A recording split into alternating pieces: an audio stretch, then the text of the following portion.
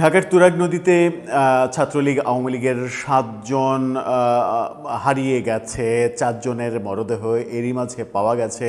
প্রথমে তিনজনের পাওয়া গিয়েছিল, সেটা নিয়ে নানা রকমের চাঞ্চল্য আমরা দেখছি, নানা পক্ষের নানা রকমের কথা শুনছি। পুলিশ একের পর এক ঘটনাগুলোকে প্রত্যাখ্যান করছে এবং এটার কোনো রাজনৈতিক সম্পৃক্ততাই নেই, এরকমটাও সর্বশেষ ঢাকার এসপি বলেছেন। এই আলোচনাগুলো চতুর্দিকে যখন হচ্ছে তখন একজন প্রত্যক্ষদর্শীর বয়ানের ভিডিও সামনে এসেছে। একজন সাংবাদিক ওই সময়ই একজন প্রত্যক্ষদর্শী যে ওই ঘাটে নৌকা চালায়, তুরাগের ঘাটে, এবং যে খুব কাছে থেকে এই পুরো ঘটনাগুলো দেখেছে, কি হয়েছে, কিভাবে তুরাগে কারা ডুবেছে, এই প্রত্যক্ষদর্শীর বয়ানে আমরা অন্যরকম একটা গল্পের ছোঁয়া পেলাম। কিন্তু এটা ঠিক যে নদীতে ডুবে মারা যাওয়ার ঘটনা ঘটেছে এবং সেখানে পুলিশের সম্পৃক্ততা রয়েছে। তার বয়ান অনুযায়ী তার বয়ানটা সঠিক নাকি ভুল সেটা আমরা জানি না। ঢাকার এসপি সংবাদ সম্মেলন করেছেন, তিনি বলেছেন যে এই ঘটনার সঙ্গে কোনো ধরনের কোনো রাজনৈতিক সম্পৃক্ততা নেই এবং যে বয়ান সামনে আসলো সেই বয়ানে একটা ব্যাপার নিশ্চিত হয়, যদি সত্য হয়, সেটা যে বিএনপির নেতা কর্মীদের যে দায়ী করা হচ্ছিল যে তারা মেরে মরদেহ পানিতে ফেলে দিয়েছে, সেটার কোনো অস্তিত্ব আবার সেখানে পাওয়া যাচ্ছে না। কি বললেন সেই নাম গোপন করা প্রত্যক্ষদর্শী একটা ভিডিও সাক্ষাৎকারে, কি তুলে আনলেন একজন সাংবাদিক এবং সেটাকে আবার সামাজিক যোগাযোগ মাধ্যমে শেয়ার করলেন আল জাজিরার অনুসন্ধানী সাংবাদিক জুলকার নায়ের শায়েরও। চলুন গল্পটা একটু বুঝে দেখার চেষ্টা করি। এই ভিডিওতে থাকবেন পলিটিক্স টিভির নিয়মিত আয়োজনে।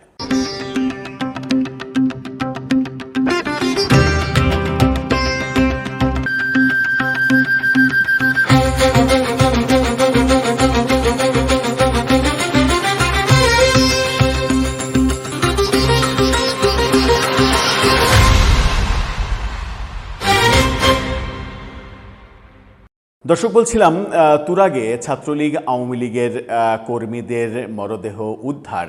এর আগে প্রথম আলোর মোটামুটি একটা অনুসন্ধানী রিপোর্ট নিয়ে আলোচনা করেছিলাম, সেখানে উঠে এসেছিল ৩ জন যে মারা গেছে, ৩ জনের মরদেহ যে পাওয়া গেছে, সেই ৩ জনের একজনের পরিচয় পুরোপুরি ছাত্রলীগের পরিচয় পাওয়া গেছে, বাকি 2 জনের পরিচয়, রাজনৈতিক পরিচয়, পরিবার অস্বীকার করেছে। পুলিশ তো পুরোপুরি এটাকে অস্বীকার করে আসছিল। এর মাঝে ঢাকার এসপি সংবাদ সম্মেলনও করেছেন গতকালকে।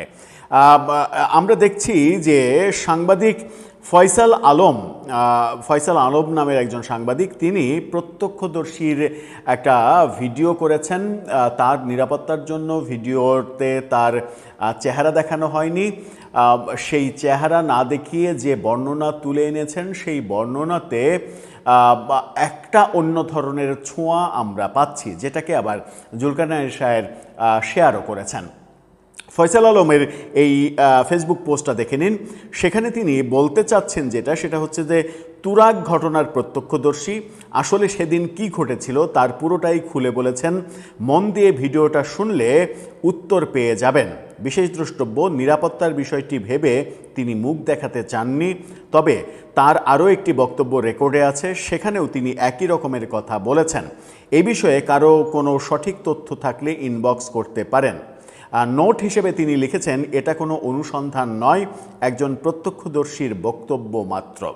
সেই বক্তব্যে প্রত্যক্ষদর্শী, আমরা তার নাম জানি না, চেহারাও দেখা যায়নি সেই ভিডিওতে, সেই প্রত্যক্ষদর্শী যেটা বলেছেন সেটা হচ্ছে যে ঘটনার দিন দুপুর 2:30টার দিকে এই ঘটনা ঘটে। ঘটনার যে বর্ণনা তিনি দিচ্ছেন, 15 থেকে 20 জনের একটা দল, একটা তরুণদের একটা দল সেখানে কোথাও থেকে এসে একটা নৌকাতে আশ্রয় নেয়, তড়িঘড়ি করে একটা নৌকাতে আশ্রয় নেয়। নৌকা নিয়ে হয়তো তারা অন্য দিকে যাওয়ার পরিকল্পনা নিয়েছিল। ঠিক সেই মুহূর্তে সাদা পোশাকের পুলিশ এখানে আসে, বেশ কয়েকজন পুলিশ এখানে আসে এবং তাদেরকে ধাওয়া দেয়, তাদেরকে অ্যারেস্ট করার পরিকল্পনা করে। ঠিক সেই মুহূর্তে সাঁতার জানা এবং সাঁতার না জানা অনেকেই নদীতে ঝাঁপ দেন। অনেকে নদীতে ঝাঁপ দেন, কয়েকজন যারা ছিল নৌকায় তাদেরকে অ্যারেস্ট করা হয় এবং কয়েকজন উঠেও আসে, ঝাঁপ দেওয়ার পরে উঠেও আসে, তাদেরকেও অ্যারেস্ট করা হয়, এরকম বক্তব্য তিনি দিয়েছেন। তিনি বলেছেন তাদের পরিচয় জানেননি, কিন্তু তার বক্তব্যে এটা জানা যায়, তিনি এটাও বলেন যে নৌকাতে, যে বোটে তারা আশ্রয় নিয়েছিলেন সেই বোটটা নোঙর করা ছিল, অর্থাৎ মানে পাড়ে কিংবা কোনো একটা জায়গায় নোঙর করা ছিল এবং নোঙরের যে গিরাপি সেই গিরাপিটা হানা ছিল। ফর দ্যাট রিজন তারা নৌকা ছেড়ে নদী দিয়ে পালিয়ে যেতে পারেনি পুলিশের ধাওয়া খেয়ে। যেহেতু নৌকা নিয়ে তারা, বোট নিয়ে তারা মুভমেন্টে যেতে পারেনি, সেই কারণে পুলিশের গ্রেপ্তারের ভয়ে নদীতে ঝাঁপ দেয় এবং সেই ঝাঁপ দেওয়ার ভিড়ে কারা সাঁতার জানে কারা সাঁতার জানে না এই তথ্য তার যেহেতু জানা নাই, সুতরাং সেই হিসাব সে বলতে পারে না। তবে বলতে পারে সে যে 15 থেকে 20 জনের একটা দল এবং পরবর্তীতে সাদা পোশাকের পুলিশের দল তাদেরকে অ্যারেস্ট করতে আসলে এই ঘটনা ঘটে এবং পরবর্তীতে ভেসে ওঠা মরদেহও সে দেখেছে। মরদেহ যেভাবে ছিল সেভাবে এক পরিবারে সে সেটাকে প্রথমে চিহ্নিতও করতে পারেনি, এরকম বর্ণনাও এই নৌকার মাঝি, সম্ভবত মাঝি কিংবা নৌকার কর্মচারী, সে এই বক্তব্য দিয়েছে। এই বক্তব্য থেকে যেটা উঠে আসলো সেটা হচ্ছে যে অভিযোগ করা হচ্ছিল যে বিএনপির নেতাকর্মীরা মিছিলে, ছাত্রলীগের যে মিছিল ওই দিন, সেই মিছিলে হামলা করে অনেককে ধরে মেরে বডি তুরাগে ফেলে দিয়েছে, যে অভিযোগ করা হচ্ছিল সেই অভিযোগের সত্যতা এখানে পাওয়া যাচ্ছে না। তবে পুলিশের সম্পৃক্ততা এখানে আছে সেটা বোঝা যাচ্ছে, কিন্তু পুলিশ তাদেরকে ধাওয়া দিয়েছে, তারা নৌকা ছেড়ে চলে যেতে না পেরে নদীতে ঝাঁপ দিয়েছে নিজের জীবন বাঁচানোর জন্য। সেই ক্ষেত্রে পুলিশের দায় থাকে কিনা এই মৃত্যুর জন্য, সেই প্রশ্নও হয়তো অনেকে করবেন। আবার অনেকে এটাও করবেন যে পুলিশ কেন তাদেরকে ধাওয়া দিল, তাদের বিরুদ্ধে কী মামলা আছে সেগুলো পুলিশকে তাহলে দেখাতে হবে, এই প্রসঙ্গও বলবেন। এই ঘটনাগুলো যখন আমরা এই প্রত্যক্ষদর্শীর মুখের বয়ান প্রচার করতে দেখছি, প্রচার করা হচ্ছে সামাজিক যোগাযোগ মাধ্যমে, তখন আমরা দেখছি যে ঢাকার এসপি সংবাদ সম্মেলন করেছেন। এই শিরোনামটা দেখে নিন। সেখানে বলা হচ্ছে, তুরাগে দুজনের লাশ, রাজনৈতিক সংশ্লিষ্টতা দেখছেন না ঢাকার এসপি। অর্থাৎ তিনি বলছেন এই ঘটনার সঙ্গে কোনো ধরনের কোনো রাজনৈতিক সম্পৃক্ততা নেই, তবে তিনি অস্বীকার করছেন না যে তুরাগ থেকে মরদেহ উদ্ধার করা হয়েছে। ঢাকার অদূরে সাভার ও আশুলিয়ায় তুরাগ নদী থেকে 2 জনের লাশ উদ্ধারের ঘটনায় কোনো রাজনৈতিক সংশ্লিষ্টতা নেই বলে দাবি করেছেন ঢাকার পুলিশ সুপার শামীমা পারভিন। এছাড়া 7 জনের মরদেহ উদ্ধারের যে গুজব ছড়ানো হয়েছে তাতে জড়িতদের বিরুদ্ধে আইনানুগ ব্যবস্থা নেওয়ার কথাও তিনি বলেছেন। তুরাগ নদীতে কার্যক্রম নিষিদ্ধ আওয়ামী লীগ ও নিষিদ্ধ সংগঠন ছাত্রলীগের 7 নেতাকর্মীর লাশ ভাসছে বলে সামাজিক যোগাযোগ মাধ্যমে কয়েকদিন ধরে আলোচনা চলার পর ঢাকার এসপি এই সংবাদ সম্মেলন করলেন। পুলিশ সুপারের কার্যালয়ে আয়োজিত সংবাদ সম্মেলনে এসে ঢাকার এসপি 2 জনের লাশের উদ্ধারের তথ্য দিয়েছেন এবং তার ব্যাখ্যা দিয়েছেন। গত 22 জুন রাজধানীর তুরাগ এলাকায় আওয়ামী লীগের মিছিলের পর থেকেই দলটির 7 নেতাকর্মী নিখোঁজ ছিলেন বলে গুঞ্জন ছড়িয়ে পড়ে। তাদের মধ্যে ছাত্রলীগ ও আওয়ামী লীগের 3 জনের লাশ তুরাগ নদী থেকে উদ্ধার করা হয়েছে বলে শুক্রবার থেকে এই প্রচারণাটা চলছিল। এই গুঞ্জনের মধ্যে ক্ষমতাচ্যুত প্রধানমন্ত্রী শেখ হাসিনার ছেলে শনিবার সজীব ওয়াজেদ জয় অভিযোগ করেছেন তুরাগের ঘটনা ধামাচাপা দেওয়ার চেষ্টা চলছে।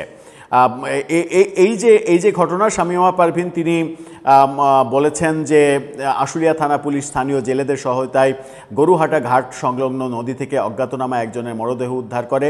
মরদেহের সঙ্গে থাকা মোবাইল ফোনের সূত্র ধরে তার ভাই সালাউদ্দিনের সঙ্গে যোগাযোগ করা হলে তিনি মরদেহ তার ভাই সুমন হিসেবে শনাক্ত করেন। সুমনের ভাই সালাউদ্দিনের আবেদনের প্রেক্ষিতে সেখানে একটা অপমৃত্যুর মামলাও করা হয়েছে।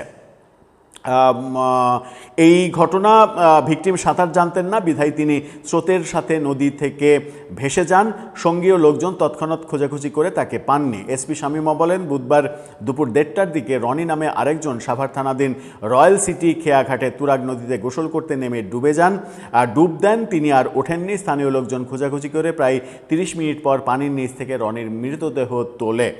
তিনি বলেন, লোকজন জাতীয় জরুরি সেবা 999-এ খবর দিলে শাহ আলী থানা পুলিশ এবং আমিনবাজার নৌ থানা পুলিশ ঘটনাস্থলে যায়। তারা মৃতদেহ শনাক্ত করে এবং প্রয়োজনীয় আইনানুগ ব্যবস্থা শেষ করে পরিবারের কাছে হস্তান্তর করে। এই ঘটনায় রনির বাবা কফিল উদ্দিন অপমৃত্যুর মামলা করেছেন। পুলিশ সুপার শামীমা বলে, বাংলাদেশ পুলিশ ও দেশের আইন শৃঙ্খলা পরিস্থিতি সম্পর্কে জনমনে নেতিবাচক ধারণা সৃষ্টির অপপ্রয়াসে ঘটনা দুটিতে রাজনৈতিক রং চড়িয়ে কতিপয় স্বার্থান্বেষী মহল বিভিন্ন সামাজিক যোগাযোগ মাধ্যমে নানান ধরনের মিথ্যা এবং বিভ্রান্তিমূলক অপপ্রচার চালাচ্ছেন। ঢাকা জেলা পুলিশ এই অপপ্রচারকারীদের শনাক্ত করে আইনের আওতায় আনার জন্য চেষ্টা চালাচ্ছে। জনসাধারণকে এই সকল অপপ্রচারে বিভ্রান্ত না হওয়ার পাশাপাশি অপপ্রচারকারীদের তথ্য ঢাকা জেলা পুলিশকে দেওয়ার অনুরোধও তিনি জানিয়েছেন।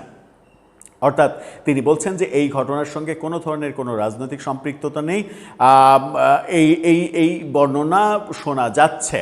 আমরা এর আগে আশুলিয়া থানা, তুরাগ থানা, এই দুই থানার ওসির একটু পরস্পর বিরোধী বক্তব্য শুনেছিলাম, যেটা প্রথম আলোর রিপোর্টে উঠে এসেছে। প্রথম আলোর রিপোর্টে এই 3 জনের মরদেহ পাওয়া 3 জনের পরিবারের সঙ্গে কথা বলে সুমনের পরিবারের কাছ থেকে জানতে পেরেছিল যে সুমনের পরিবার তার মোবাইলে যত ছবি ছিল ডিলিট করা, মোবাইল ভেঙে দেওয়া, তার বাড়িতে যত ছবি ছিল সমস্ত ডিলিট করা, এই ঘটনাগুলো ঘটিয়েছে। তবে সে ছাত্রলীগ করত, এটা নিশ্চিত হয়েছে প্রথম আলো। বাকি 2 জনের পরিবার একেবারেই স্বীকার করতে চায়নি রাজনীতির কথা।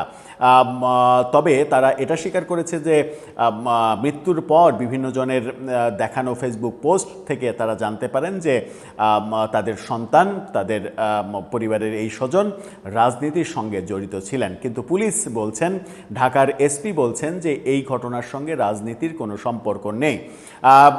সাংবাদিক যার কথা বললাম, তিনি যে তথ্য তুলে এনেছেন ফয়সাল আলম, সেই তথ্যে প্রত্যক্ষদর্শীর যে বর্ণনা সেটা যদি সত্য হয় এবং সেদিনের ওই ঘটনা, দুপুরের পরের ঘটনা যদি সত্য হয়, তাহলে আমার মনে হয় যে সেটা তদন্ত করে দেখা উচিত। প্রকৃত ঘটনাটা আমরা জানতে চাই, ধোঁয়াশার মধ্যে থাকতে চাই না।